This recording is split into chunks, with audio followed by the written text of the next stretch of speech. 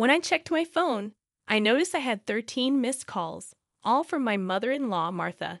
Not again, I thought to myself. Just then, my phone vibrated again. I answered reluctantly, and Martha's voice came through, filled with anger. She demanded to know why the monthly allowance of $3,000 hadn't been sent yet. I tried to explain that the payment hadn't been deposited, but Martha ignored my circumstances and only focused on her own desires. I couldn't tolerate her insensitivity any longer. In desperation, I finally told her that her son had passed away, so I couldn't send any allowance. My name is Jennifer Smith. I'm 32 years old, and I work at a major financial firm while also managing household responsibilities. I married 2 years ago. I met my husband, Mark, through our shared hobbies. He was kind and had a warm smile that drew me to him. We quickly fell in love, got engaged within a year, and believed we were perfect for each other. After a smooth courtship, we married. But then came the problem. Martha, my mother-in-law. Her husband had passed away. A few years ago, Mark's family situation became apparent to me. Since Mark didn't have any siblings, his only remaining family was his mother, Martha. The trouble started when I visited Martha's home for the first time to introduce myself before our wedding. "Nice to meet you, Martha," I said. Martha clearly showed her displeasure and responded, "Ah, so you're Mark's fiancée." "Yes, my name is Jennifer Miller." Martha then commented, "You're a rather plain girl. I wonder what Mark sees in you, huh?" I couldn't tell if she was joking or being serious, but her words shocked me deeply. Seeing my reaction, Mark frowned at his mother. "Hey, Mom, what's with the sudden harsh words? How can you say such things to the person I chose?" "No, Mark. I'm just trying to choose a suitable woman for you," Martha replied. Mark retorted, "Choose? I'm the one who chose her. You have no right to meddle. Don't say it in such a cold way. I'm just telling the truth because I care about you." Mark argued with his mother about supporting our relationship, but the tension only grew. It was awkward for me to witness this clash between them, especially since it was my first meeting with Martha. Despite the discomfort, we managed to express our intention to marry. As we were leaving, Martha called out to Mark, sounding somewhat disgruntled. "Mark, can I have a word? You're going to keep that promise after you get married, right?" "What promise?" Mark asked. "You know about the allowance," Martha replied. Mark agreed to take care of it, but asked to discuss it later. This conversation left an uncomfortable atmosphere between my husband and his mother, thick with tension. In the car on the way home, I asked Mark about the allowance issue. "Hey, Mark, about the conversation you had with your mom as we were leaving." "Yeah, I should have told you about it, Jennifer.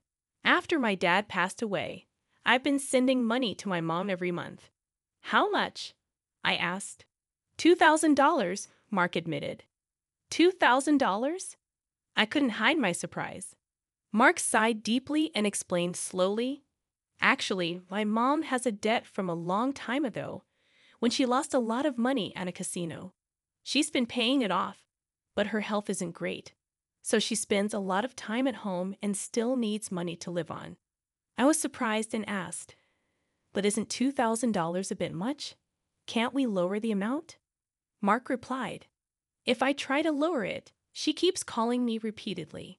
No matter what, she's still my mom, and I worry about her living alone." I understood that Mark was devoted to his mother because she was his only family left after his father passed away.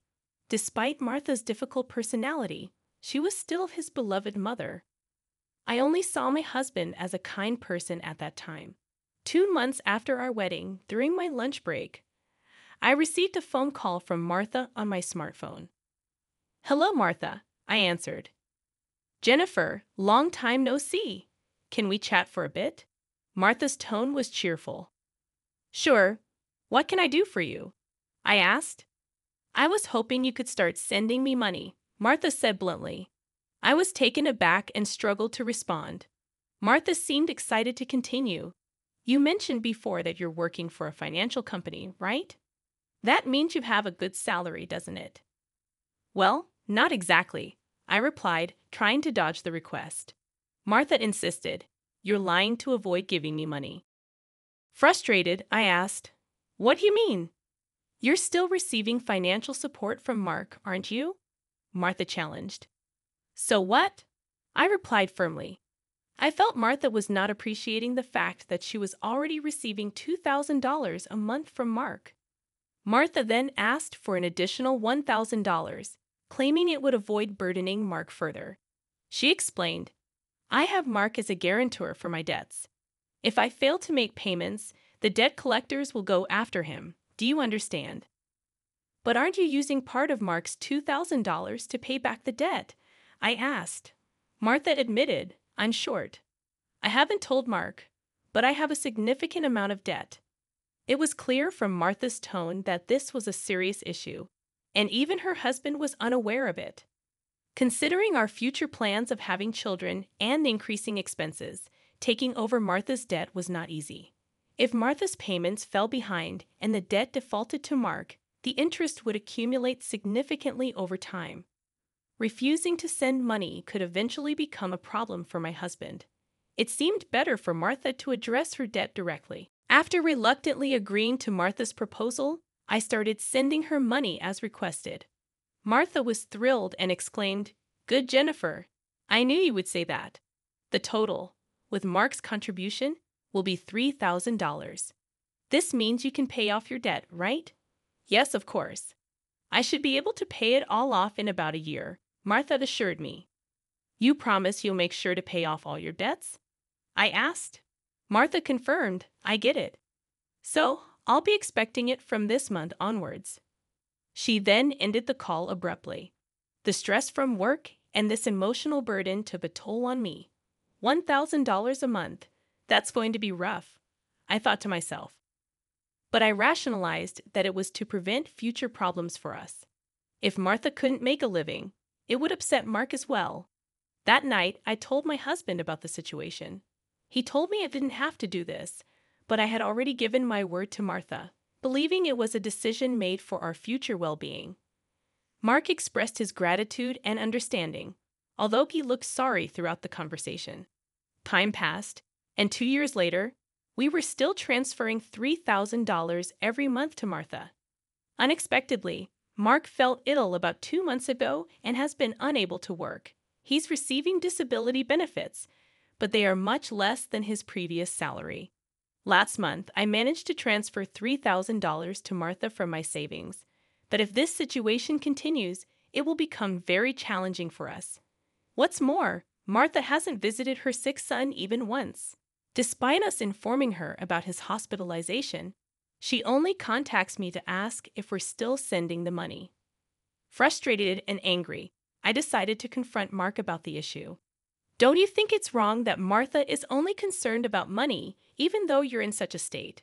We need to think seriously about what to do going forward." I expressed my concern. Mark agreed, "Yeah, I've been thinking the same thing.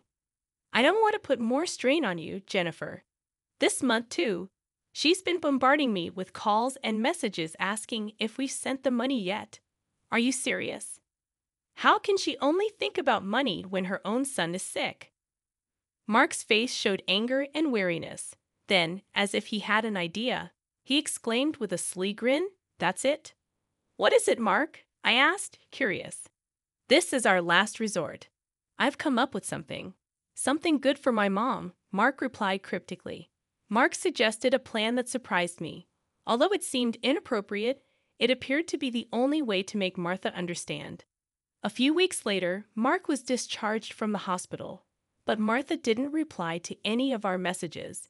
We decided not to inform her about Mark's discharge. Martha has been relentlessly demanding money, showing no concern for her son's well-being.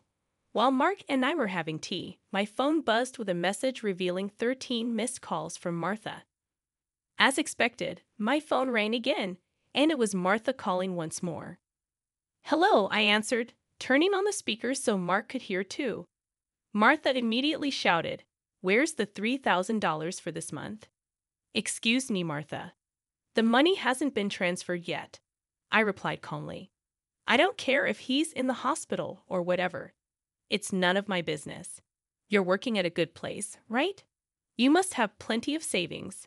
Hurry up and transfer it here. Martha demanded angrily. Then, unbelievably, she said something shocking. Listen, since you married Mark, if he can't pay, you have to pay me. Understand? If you refuse, I'll make you the guarantor. Got it? At that moment, something inside me snapped. Martha was openly displaying her greed without considering our situation at all. I had reached my breaking point with her. She didn't even try to reflect on her own actions. I had no choice but to resort to the last resort. I firmly declared into my smartphone, Mark has passed away. I can't send you any more money. Martha responded with baffled disbelief. What? This was the last resort that Mark suggested, lying to Martha about his death to see her reaction. If she showed any sign of sadness or reflection on her behavior and apologized, we would continue to support her financially. But if she didn't and demanded money, we would sever ties completely. Deep down, I thought even a money-driven woman like Martha would deeply reflect on her actions upon hearing that her own son had died. However, Martha burst into loud laughter. What's so funny? I asked, taken aback. Well, isn't it obvious? If Mark is dead, that means his inheritance will be distributed to me too. I've been looking into it since I heard that Mark was sick, Martha said callously. I never thought that when she first heard that her son was sick, she wouldn't look into treatment, but into how the inheritance would be divided. I thought to myself, overwhelmed with anger and disbelief. My husband seemed to feel the same way. As our eyes met, he slowly nodded. This was the signal to continue with the plan. Once again, I said firmly to Martha, Martha, did you hear what I said? Mark is dead. Martha's response was heartless, I heard. What about it? Aren't you sad your own son passed away before you? Just make sure to send me some. I won't let you get away with not doing it. With that, I hung up the call, feeling numb. I glanced at my husband, who looked visibly shaken and red with anger. Mark, are you okay? I asked, concerned. I'm cutting ties with her. She'll likely come here, Mark replied decisively. As expected, a few days later, Martha showed up at our house. I decided to hide my husband in the next room and confront Martha myself. As she approached me, she looked furious. Hey, give me Mark's inheritance right now, Martha demanded aggressively. I responded firmly, he's already dead, isn't he?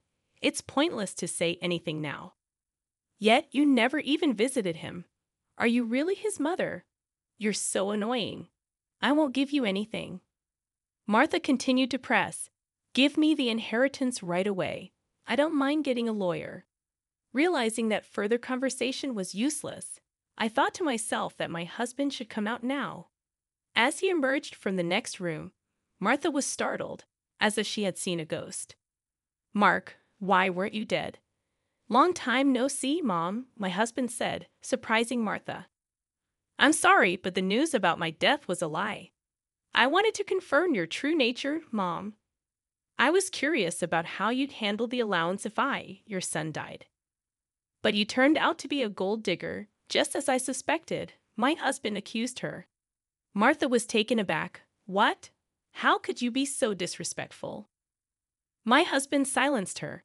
I'm cutting ties with a toxic parent like you. Martha was in shock, unable to comprehend that her own son was severing ties with her.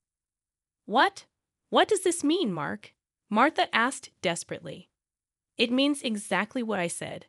I can't consider someone like you as my mother, my husband replied coldly. Desperate, Martha pleaded. But what about the allowance? Do you really think I would? My husband interrupted firmly. You're on your own with the debts. We're moving. Martha tearfully reached out to my husband, but he forcefully shook off her hand, looked at her coldly, and said, I don't care about your living expenses. You have been living off us without even a single apology. I really understand your despicable nature now. Don't you dare show up in front of us again. Martha begged, Wait, Mark. Are you going to abandon your mother? Ignoring her pleas, my husband grabbed Martha's arm, dragged her to the front door, threw her shoes and bag outside, and chased her out of the house. Martha made a scene outside for a while but eventually disappeared. perhaps unable to withstand the scrutiny of the neighbors. She tried contacting us multiple times, but we ignored all her attempts. We blocked Martha's number and finished moving. Regarding the matter of co-signing for the debts, it became invalid since Martha had made Mark the co-signer without his consent. Therefore, he was not responsible for her debts. Without the allowance from us, Martha seems to be leading a miserable life. It's only natural since she had been using the allowance for her gambling habits instead of paying off her debts. She still has a mountain of debts and is chased by debt collectors every day. Unable to gamble anymore, she seems to be working from dawn to dusk. It's unlikely that she will be able to pay off her debts completely, and she will have to keep working until she is unable to move. As for us, we are enjoying fulfilling days in our new home. My husband's condition has stabilized, and he has returned to work. Moreover, there's a new life growing in my belly, and we're going to have an additional member in our family next year. From now on, we want to spend happy days as a family of 3.